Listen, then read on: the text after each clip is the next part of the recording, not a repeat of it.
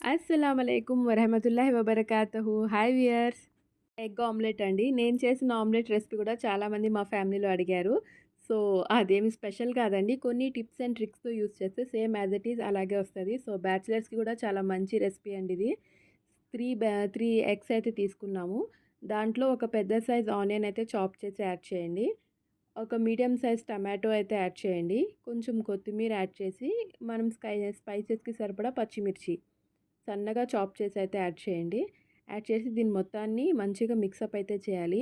ఇప్పుడు సమ్మర్ కదండీ! సమ్మర్స్‌లో పప్పుచారు, రసం అట్లా చేసుకున్నప్పుడు సైడ్ డిష్‌గా ఈ ఆమ్లెట్ తీసుకుంటే చాలా టేస్టీగా అయితే ఉంటది. మనకి తినడానికి కూడా మంచిగా అనిపిస్తది. అంటే కర్రీస్ అవి కొంచెం అవాయిడ్ చేస్తాం కదా! ఆ టైంలో అయితే ఇలాంటి రెసిపీస్ అయితే చాలా బాగా యూజ్ అవుతాయి. ఇక్కడ పౌడర్ మసాలాస్‌లో చూడండి. ఉప్పు, కారం, పసుపు, ధనియా పౌడర్, పావు స్పూన్ అల్లం వెల్లుల్లి పేస్ట్, జీలకర్ర అండి. జీలకర్ర కూడా మస్ట్ అండ్ షుడ్‌గా యాడ్ చేయండి. జీలకర్రతో మంచి ఫ్లేవర్ వస్తది.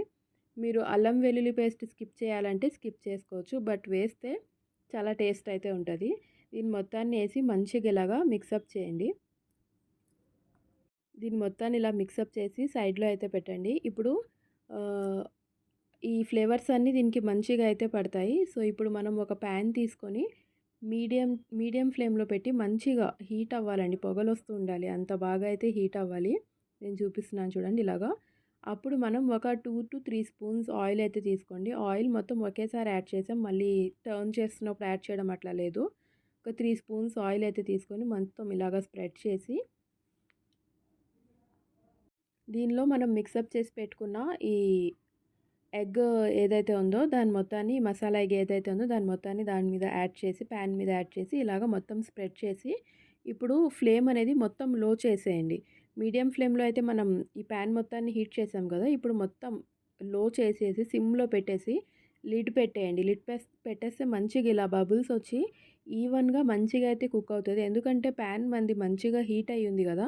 ఇప్పుడు మీడియం ఫ్లేమ్‌లో పెడితే అదంతా కింద బ్లాకిష్‌గా అయిపోతది. అంటే మాడిపోతది ఆమ్లెట్ అంతా. సో, మీడియం ఫ్లేమ్‌లో పెట్టేసి ఒక 5 మినిట్స్‌లో అయితే మంచిగా మనకి ఈవెన్‌గా అయితే కుక్ అవుతది. ఇలా బబుల్స్ వస్తున్నాయి కదా! అలా అయితే కుక్ చేయాలి. ఇప్పుడు ఇలాగ టర్న్ చేస్తే మనకి ఆమ్లెట్ ఇరగకుండా టర్న్ అవ్వాలి. బ్రేక్ అవ్వకుండా. సో, అప్పుడు మన ఆమ్లెట్ అనేది పర్ఫెక్ట్‌గా వచ్చినట్టనమాట. సో, అది అయితే గుర్తుపెట్టుకోండి. ఎప్పుడైనా మన ఆమ్లెట్ బ్రేక్ అయిందంటే అది అంత పర్ఫెక్ట్‌గా కుక్ అవ్వనట్టు. ఇలాగ టర్న్ చేసినప్పుడు మంచిగా ఈవెన్‌గా తిరగాలి అది. ఇప్పుడు సెకండ్ సైడ్ ఎక్కువ కుక్ అవ్వక్కర్లేదండి. వన్ సైడ్ మొత్తం బ్రౌనిష్‌గా అయింది కదా! లిడ్ పెట్టాము ఆల్రెడీ అటు స్టీమ్‌లోనే కుక్ అయిపోతది. సో, వెంటనే ఒక 5 సెకండ్స్‌లో వితిన్ 5 సెకండ్స్‌లో మనం జస్ట్ ఫ్లేమ్ చూపించి స్టవ్ ఆఫ్ చేసేయడమే అండి. ఒక సైడ్ మొత్తం బ్రౌనిష్‌గా మంచిగా ఉంటది. ఒక సైడ్ ఇలా యెల్లోయిష్‌గా ఉంటది.